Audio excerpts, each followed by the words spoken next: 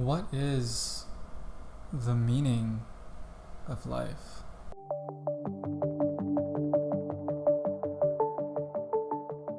If you're anything like most people, you may have struggled with this question of meaning when you first understood the concept of mortality.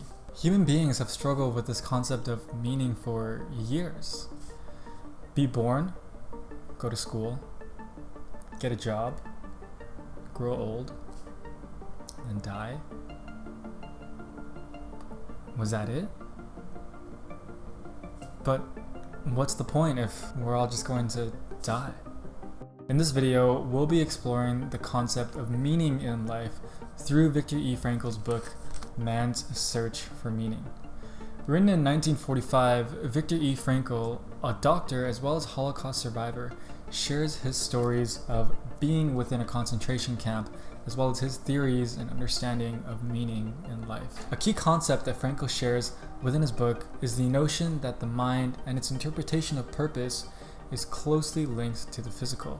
Here's a small story of a man within the concentration camps that came up to Dr. Frankl.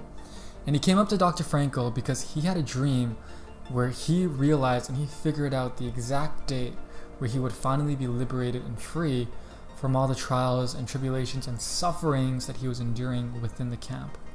And Dr. Frankl asked him, "What day did you find out that you'd be free from your suffering?" And the man responded, "March 30th. On March 29th, the man started to become delirious and eventually lost consciousness. And the man died of typhus on March 31st. There was a strong connection between the state of the mind of a man and the state of immunity of his body. The sudden loss of hope, courage, and faith lowered his body's resistance to the disease, leading himself to mental and eventually physical decay. And so the prisoners who had lost their faith in the future were not set to be doomed on the day of their demise, but on the day that they had lost their faith. And with that, Frankl shares that any attempt to restore a man's inner strength and hope first had to come across and succeed in the challenge of showing that man some sort of future goal. And without this future goal, this man's meaning or purpose or ability to be able to survive in the face of suffering was lacking. It's best put in Nietzsche's words, "He who has a why to live for can bear with almost any how." And one of the challenges that Frankl seems to argue is finding that why for that future goal.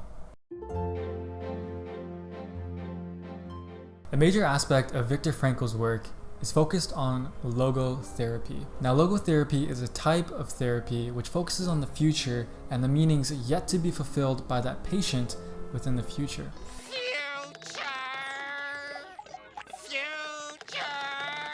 Essentially, it's a meaning-centered psychotherapy that focuses on walking the patient through and understanding their meaning and purpose in life. If you're familiar with Maslow's hierarchy of needs, then you'd probably recognize that Maslow argued that tending to our physiological basic needs, such as food, water, shelter, all these things, is the basis of our needs that need to be tended first before any other intangible needs. What is less commonly known is a conversation between Abraham Maslow and Viktor Frankl himself.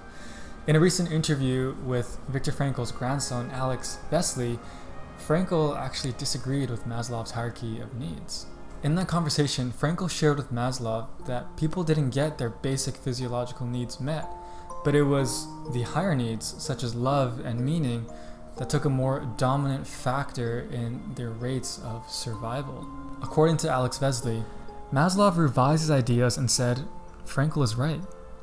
My grandfather emphasized that it's not about having what you need to live, but asking yourself, what am I living for? The most affluent societies have all their basic needs met, but they lack something to live for, and neurotic disorders tend to increase." And with that, according to logotherapy, it is a person's search for meaning that is the most primary motivation within life. It isn't a secondary instinctual desire that occurs as a result of getting our basic needs met, but instead the most foundational motivation within life. Now, Frankl also adds that there is a criteria that needs to be hit in order for this meaning to be relevant for a person. Number one, it must be unique and specific. And number 2, it must and can only be fulfilled by that specific person. And it's only through fulfilling this criteria does it then achieve a significance that satisfies a person's will for meaning. So far, we've gone through the importance of having a future goal, a why, so to speak, as well as the main motivation within a person's life, which is to search for meaning. And so, let's get to the juicy part, the meat and bones then. What is the meaning of life, and how do we find it? Now, Frankl here argues that the question of meaning in life can and should actually be reversed. Woe to him who saw no more sense in life, no aim, no purpose, and therefore no point in carrying on. He was soon lost. A typical response from this type of person was, I have nothing to expect out of life anymore. And with that, Frankl states that we need a fundamental change in our own attitudes. It doesn't really matter what we expect out of life, but rather what life expects out of us. Man shouldn't ask what the meaning of his life is, but instead he needs to realize that it is man that is asked by life. Man is questioned by life, and he can only respond by answering through his own life. You confused? Don't worry, because it gets better. And so, showcasing that man is responsible and must actualize the meaning within his own life, Frankl voices that true meaning must be discovered within the world through actions rather than within the man and his own psyche. These actions differ from person to person and within situation to situation. Therefore, Frankl argues that the definition of meaning in life is impossible to define in one general way.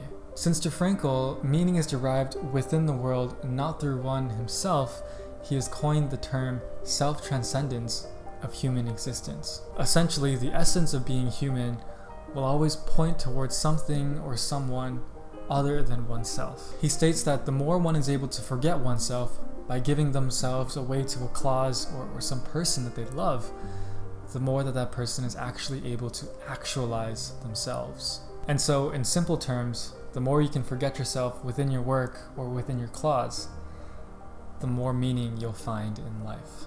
Frankl then concludes his book to showcase that meaning in life can be discovered within the world in 3 different ways.